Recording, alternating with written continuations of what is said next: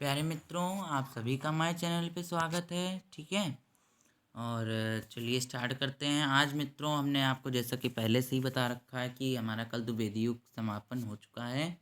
और चलिए स्टार्ट करते हैं आज की हिंदी साहित्य का इतिहास, जो कि इतिहास दर्शन स्टार्ट कर रहे हैं हम।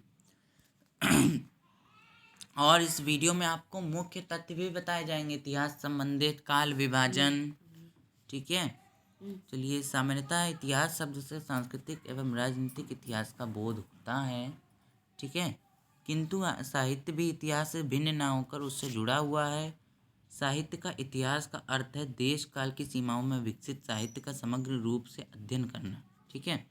साहित्य रचनाओं के इतिहास को समझने के लिए साहित्यकार से संबंधित स्थितियों और परिस्थितियों को समझना आवश्यक है। ठीक है। परिस्थितियों को समझना आवश्यक है। पाश्चात्य साहित्य के क्षेत्र में अनेक विद्वानों ने साहित्य का विकास प्रक्रिया के रूप के संबंध में कुछ सामान्य सिद्धांतों की स्थापना का प्रयास किया है, जिसमें सर्वाधिक महत्वपूर्ण सिद्धांत तेन महोदय, फ्रेंच इतिहासकार जो कि हैं, उनका है। ठीक है। तेन महोदय ने क्या सिद्धांत दिया? तेन महोदय ने साहित्य के विकास की व्याख्या के 3 आधारभूत सूत्र बताए हैं। अब मित्रों, सूत्र को ऊपर आ सकता है प्रश्न। तेन महोदय का मुख्य योगदान रहा है, पहला तो पॉइंट ये। पॉइंट आपको रफ कॉपी साथ में रखिए। रफ कॉपी, कोई भी काम करिए रफ कॉपी का आपने कितना अध्ययन करा दिन भर में आपको याद कर रखना है। ठीक है। जो गृहिणी है हमारी, उन लोगों के लिए खास तौर से जब जैसे आटा मार रही हैं तो अपना रफ कॉपी पर लिख कर जरूर बैठें, पेन रख कर बैठें। ठीक है। आटा मार रही तो बेचारी कैसे लिख पाएंगी कॉपी? कहीं भी साइड में रखें। और तेन महोदय ने साहित्य के विकास की व्याख्या 3 आधारभूत सूत्रों बनाए हैं। ठीक है। 3 हैं सूत्र: जातिवाद, आवरण, क्षण। जातिवाद, आवरण, क्षण। जातिवाद, आवरण, क्षण। ठीक है। आपको इसे रिपीट करना है। उनका यह मानना था कि तीनों सूत्र जातीय परंपरा, राष्ट्रीय वातावरण तथा समय विशेष की परिस्थितियों के सूचक हैं। साहित्य के इतिहास को समझने के लिए इन तीनों को समझना अति आवश्यक है। ठीक है। साहित्य के इतिहास को समझने के लिए इन तीनों को समझना मित्रों अति आवश्यक है। ठीक है। तो आगे बढ़ते हैं। इतिहास जो ग्रंथकार हैं, उनके प्रमुख जो हिंदी साहित्य के, उनकी चलिए चर्चा करते हैं। हिंदी साहित्य के इतिहास लेखन का वास्तविक सूत्रपात 19वीं शताब्दी से माना जाता है। ठीक है। जो उसका जब से लेखन स्टार्ट हुआ, जैसे शिव सिंह सेंगर के अनुसार, आचार्य रामचंद्र शुक्ल के अनुसार, और इनका तो मित्र बहुत ही महत्वपूर्ण योगदान है, डॉक्टर राम कुमार वर्मा के अनुसार। तो इन सब के अनुसार मित्रों हमें देखना होगा। ठीक है।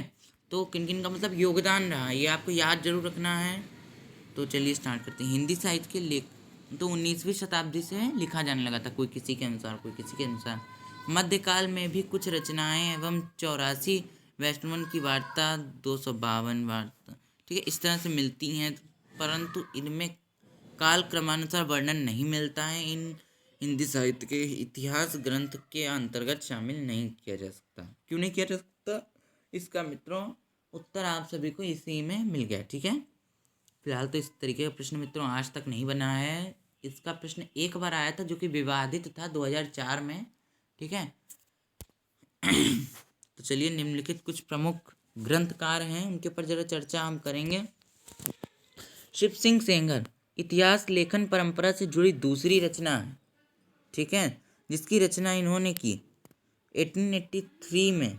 यह लगभग 1000 छोटे बड़े कवियों की रचना एवं जन्मकाल देते रहे हैं, परंतु उनमें अधिकांश तथ्य अविश्वसनीय हैं। जो इस प्रकार, इस ग्रंथ में सभी कवियों का रचना काल एवं जन्म काल भी दिया गया है, परंतु इसके लिए उन्होंने अनुमानों का सहारा मतलब लिया है। ठीक है। जिससे वह विवादास्पद हो गए हैं। ठीक है। यह ग्रंथ परवर्ती इतिहासकारों के लिए एक मुख्य आधार रहा। ठीक है। यही इस विशाल ग्रंथ की महत्ता है। आचार्य रामचंद्र शुक्ल के अनुसार मित्र, बहुत इसमें जितने भी पॉइंट मैंने लिखे हैं सारे आपको रट लेने हैं। जहाँ पर मित्र लिखा जाए शुक्ल के अनुसार, तुरंत आपको याद कर लेना है कि हाँ, क्या उन्होंने किस टॉपिक पे, किस प्रकरण पे उन्होंने क्या कहा है, क्या उन्होंने अपना संदेश देने की कोशिश की है समाज में।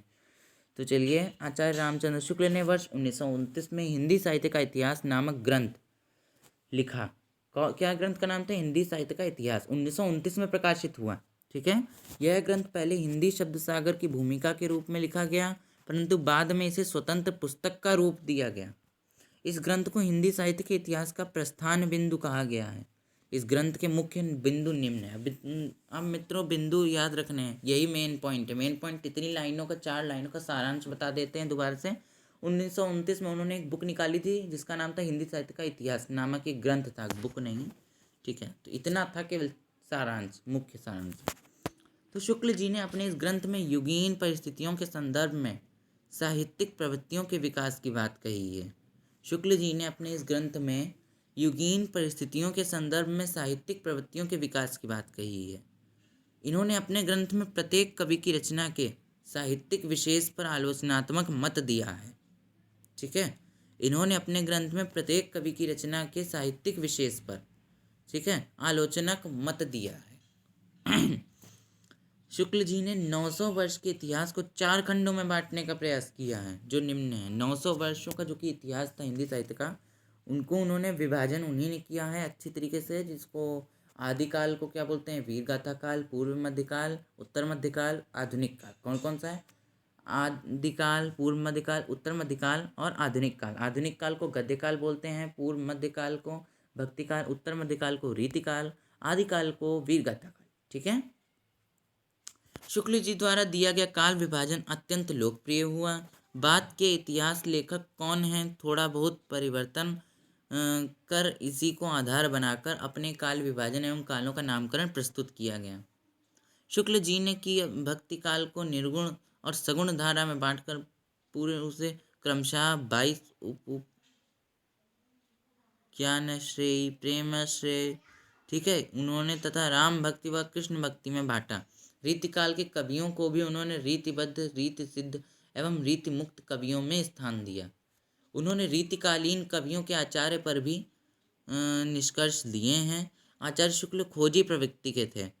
उनके अंदर वैज्ञान उनकी दृष्टि मतलब जो ना वैज्ञानिक थी, ठीक है। यही कारण था कि वे ऐसे ग्रंथों की रचना कर पाए जो हिंदी साहित्य के इतिहास में सुप्रसिद्ध रहे। इन्होंने जनता की चित्त वृत्ति को काल विभाजन का आधार बनाया। इन्होंने आदिकाल के तृतीय प्रकरण में वीरगाथा काल का विवेचन किया है। इन्होंने सिद्ध और नाथ साहित्य को सांप्रदायिक कहकर साहित्य के क्षेत्र में बाहर कर दिया, ठीक है मित्रों। ये आपको याद रखना है सारा। फिलहाल तो आज कुछ खास नहीं थे, इंट्रोडक्शन वीडियो थी, तो आज के लिए मित्रों इतना ही। तब तक के लिए मित्रों जो भी मित्र हमारे नहीं रिवीजन कर रहे हैं, स्टार्ट कर दीजिए अभी पढ़ना। कम पढ़िए लेकिन ठोस पढ़िए। तो मित्रों जो भी लोग चैनल पे नए हैं, चैनल को सब्सक्राइब करें, लाइक करें, कमेंट करें, शेयर करें। तब तक के लिए बाय बाय सभी को।